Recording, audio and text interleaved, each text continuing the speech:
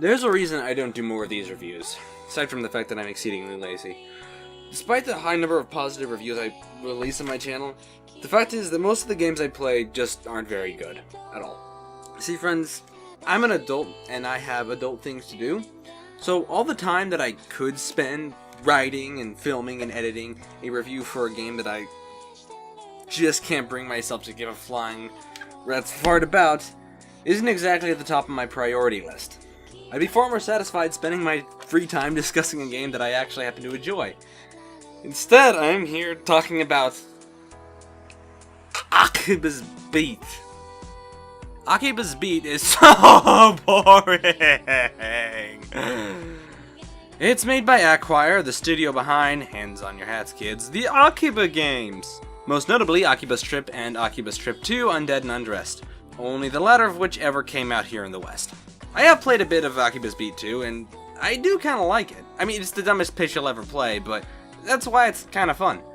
I cannot say the same for whatever this is. Okay, let me start over.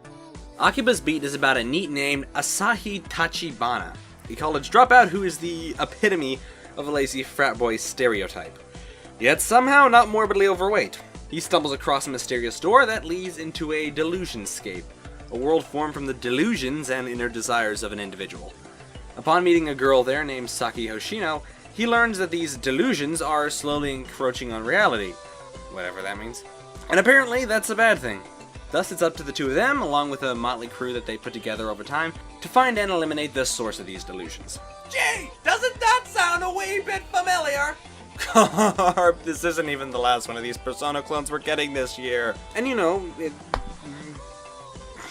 look, that's just fine, okay? That's all fine, that's not the problem here. The premise is serviceable enough, and there is actually an interesting twist to go along with it. Instead of the calendar system that the Persona games use, Akiba's Beat is essentially Groundhog Day, with the cast having to repeat the exact same Sunday over and over again until they eliminate all the delusions. Fair enough. So why is this game so bad? Well, I don't know if bad's really the right word to use, but where do I begin? Okay, premise aside, the story of Akiba's Beat is ridiculous. I mean, the basic structure of the story is serviceable enough, but it's ultimately killed by two major points. First off is the pacing. This game is excruciatingly slow. Often several in-game days will pass without anything of interest or consequence happening. And unlike Persona, where you are given interesting activities to spend your day on, each day in Akiba's Beat is, by the nature of the Groundhog Day plots, only allows you to essentially shop for new items before watching the next story-related scene. Not only does this result in a monumentous amount of wasted time, but there's nothing to break the tedium up. The optional character interactions that start to add a bit more humanity to the whole plotline are too few and far between. Not to mention, never really going into as much depth as they probably should. Which leads nicely to the other biggest downfall of the plot, notably, the characters are all piss poor. No one ever really excels beyond their initial archetype, and the supposed character development that happens towards the game's end feels totally unwarranted on account of none of it being given the proper build-up or going beyond the surface level. It becomes difficult to really care about anyone when their personalities range from generally likable tropes at best to obnoxiously unlikable at worst. With the only two exceptions being the protagonist's best friend, who doesn't become relevant at all until much later in the game, and the main antagonist, who I will admit is genuinely charismatic whenever he's on screen. The concept is admittedly interesting enough, doing a pseudo-commentary on otaku culture, but without an interesting or likable set of characters, all that ends up falling by the wayside is wasted potential. Now I hear you right there, the one saying that this is basically the same problems that Akiba's Trip had. But the thing is, Akiba's Trip had three things that made it an enjoyable game. Number one was its non-linear nature.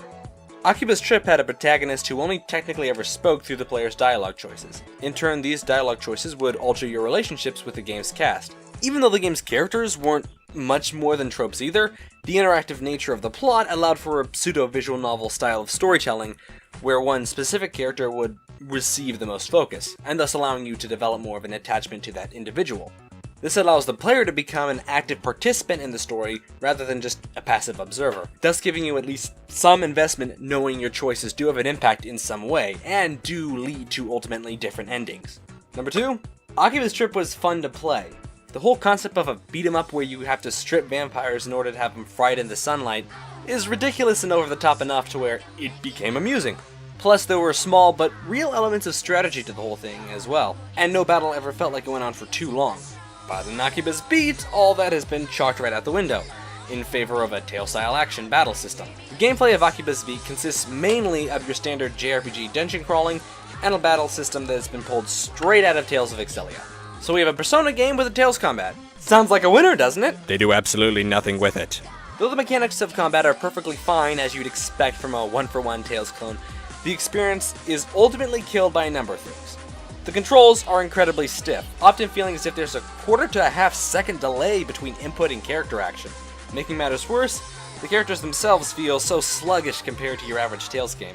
And because of the incredibly poor sound design, feedback, and animations, the actual attacks never feel as if they're coming into contact with the enemy, but just kinda hit the air in front of them.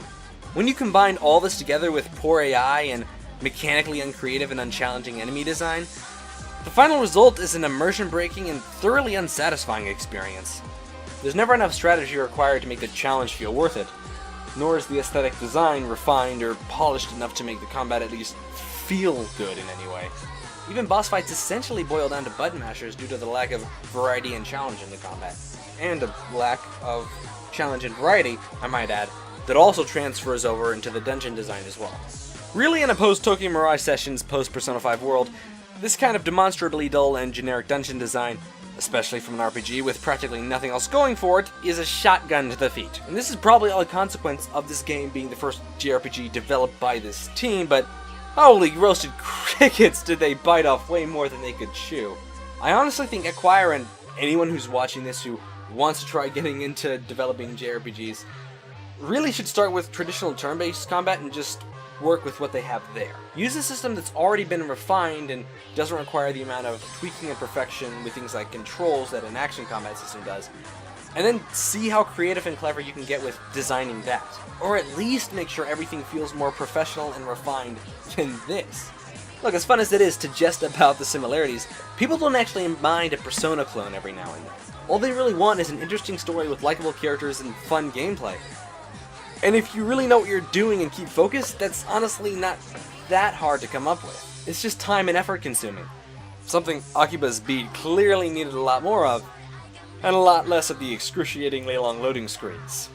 I don't want to be too hard on Xseed here, as they were merely responsible for the localization and had no hand in the development itself. But this may be one of their weakest localization jobs I've ever seen.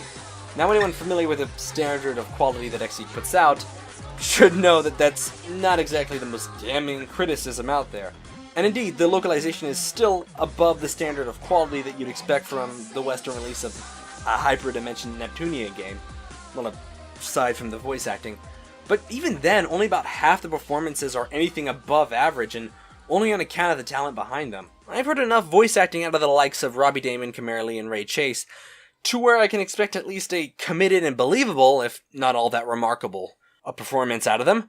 And moreover, I will say that the casting of Todd Haberkorn himself as the main antagonist is probably one of the best things you could have done for this game.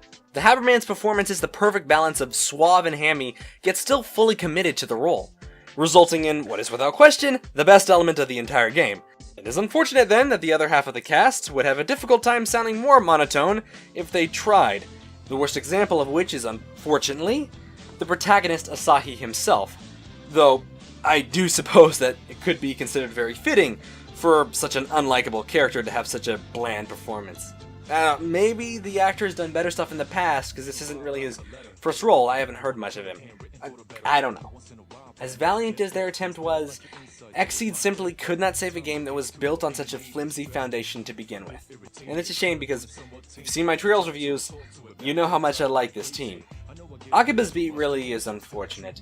I do think the developers wanted to make a good game, and the idea of a contemporary setting for a Tales game is a cool idea, and one I would like to see better developers try and tackle. but the design of everything is so clunky and unrefined that it's hard for me to come up with anything that stands out as particularly positive, aside from the antagonist, who, frankly, is not enough. Okay, so there you have it, and it's too bad too. I had a sliver of hope for this one when it started, but the combination of the bad gameplay design, long load times, and tedious pacing had to decide to rear their ugly head. Have I made it clear what I think of Akiba's Beat yet? I don't like playing it, I don't like talking about it, so let's be done with it. My final rating for Akiba's Beats is a 4.5 out of 10 and a recommendation to buy it never. Really, despite the minor bright spots, I can't bring myself to grant this any sort of worthwhile recommendation. Xseed's efforts to say this are admirable, but unlike Akiba's Trip, the foundation they are working upon just isn't strong enough to hold that up. Anyway, since I don't recommend Akiba's Beat to you at all, let me instead point you towards some similar games that I do recommend. First up is the obvious one, and that's the Persona games. Specifically Personas 3, 4, and 5. The Persona 2 duology is really excellent, don't get me wrong, but it does feel like a completely different game series in a lot of ways. So for this recommendation, stick to 3, 4, and 5. Next up, purely for the fact that Akiba's Beat blatantly stole its combat system, I recommend Tales of Exillia. Some will probably freak out that I'm recommending this one instead of Vesperia, which is a superior game, but it's the one I started out with, and I turned out okay, I think. Plus, it's a really good game on its own, and has my favorite of the Tales battle systems. Finally, for a game that tries to deal with similar themes of otaku culture, but from a far more celebratory angle, rather than a commentary one, and actually doing it right, I give you Tokyo Mirage Sessions. This one is, sadly, at the time of this writing, only available for the Wii U, but that hopefully shouldn't deter you too much. It's a game that bleeds style and shamelessly embraces its otaku culture and themes. Not to mention it features one of the most entertaining turn-based battle systems to grace us in some time. If you were looking forward to Akiba's Beat or the game looked mildly interesting to you, then one of these alternatives should do you very well in its place. All that said, ladies and gentlemen, thank you so much for watching. If you like this video, then please consider liking and subscribing, as per the usual. I would really appreciate it. I can use all the help I can get. My name is Caius. Have a wonderful rest of the day wherever you are, and I will see you all next time.